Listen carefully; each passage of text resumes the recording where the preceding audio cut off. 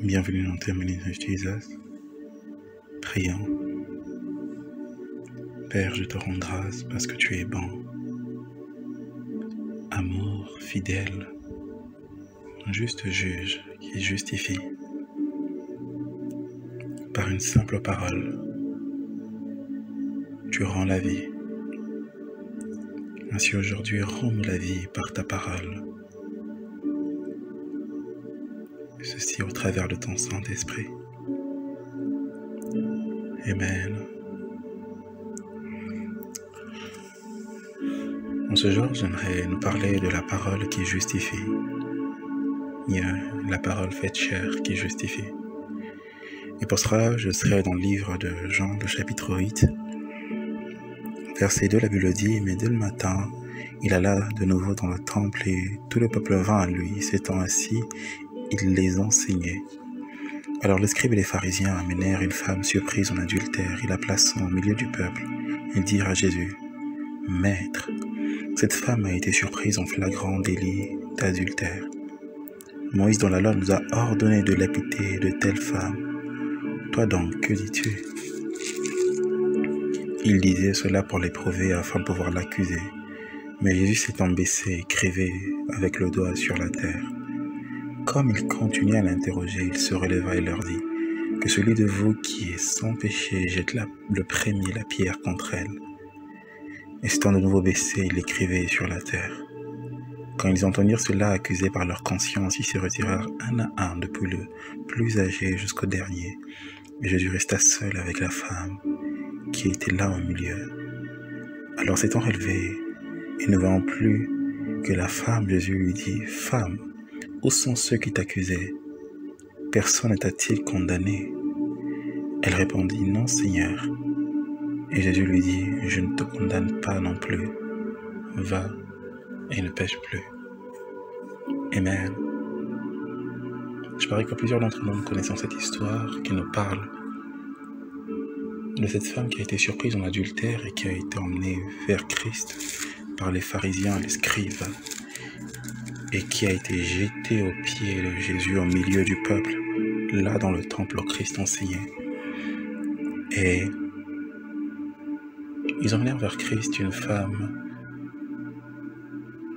qui avait livré son intimité à un homme qui n'en avait même pas payé le prix, à l'exemple d'une dot. Ils emmenèrent vers Christ une femme qui menait une double vie. Ils emmenèrent vers Christ une femme qui était digne de condamnation selon la loi de Moïse. Oui, car leur autorité leur avait ordonné que tout celui qui transgresserait la loi d'être condamné. Ils emmenèrent vers Christ une femme coupable. Et quand vous lisez le passage, ils estimèrent que Christ aussi était une autorité compétente pour pouvoir aussi condamner cette femme au même titre que Moïse. Ainsi, ils dirent à Christ, « Nous avons une autorité chez nous du nom de Moïse qui nous a ordonné de lapider et tuer ce genre de femme coupable qui a été surprise en adultère. Toi, que dis-tu » Et j'aime bien cette loi dans ce monde qui parle d'un ordre donné par une autorité inférieure, un ordre qui peut être soit accepté par l'autorité supérieure ou refusé, même mieux changé par l'autorité supérieure. Et malheureusement pour eux, ce jour-là, ils emmenèrent cette femme devant une autorité supérieure à la leur, qui était Moïse. Ils emmenèrent cette femme coupable devant une autorité du nom de Jésus-Christ, qui était plus grand que Moïse. Une autorité du nom de Jésus-Christ, mais qui était aussi la parole faite chair, qui a été révélée à Moïse sur le mont Sinaï. Une autorité du nom de Jésus-Christ, qui est supérieure à Moïse, et qui était capable soit d'accepter l'ordre de Moïse, soit de la refuser. La Bible dit qu'il s'attendait,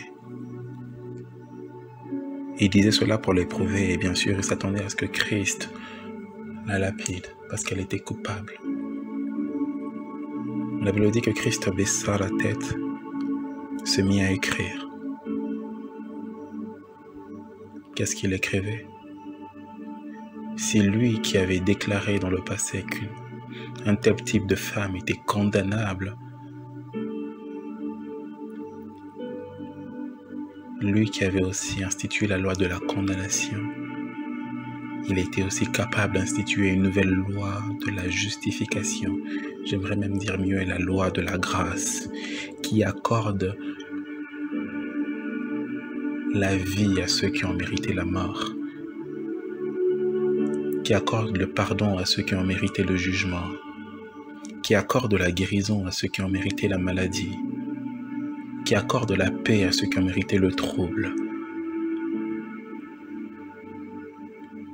qui accorde la justification à ceux qui ont mérité la condamnation.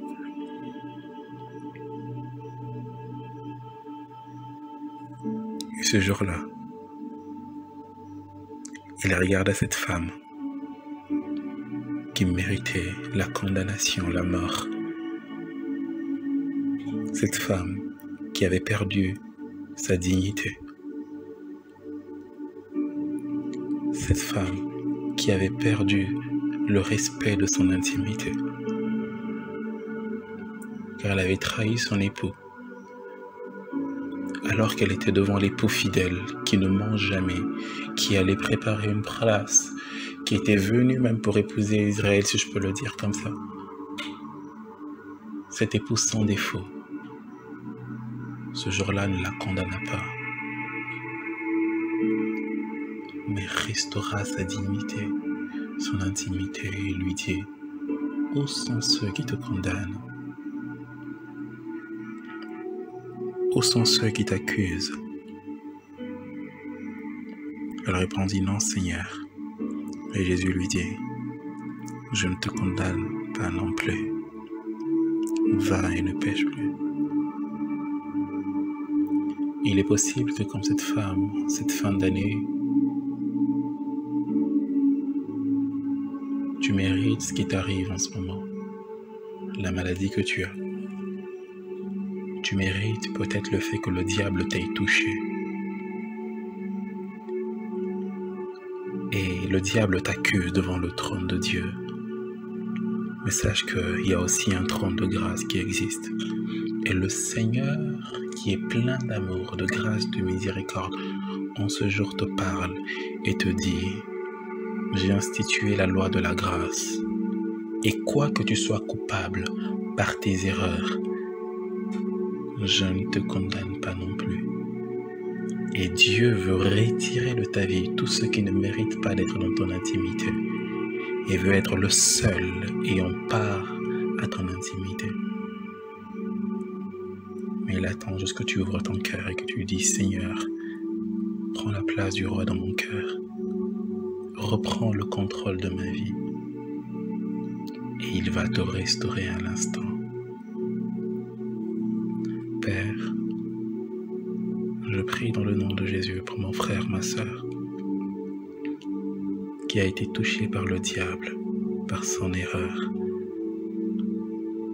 Ton amour est plus fort que nos incapacités.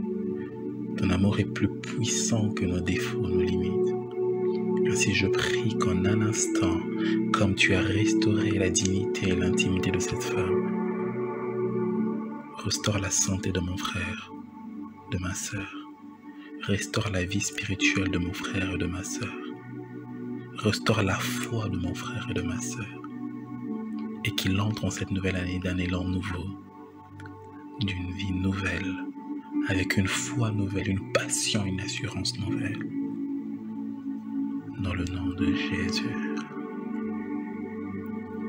Dans le nom de Jésus.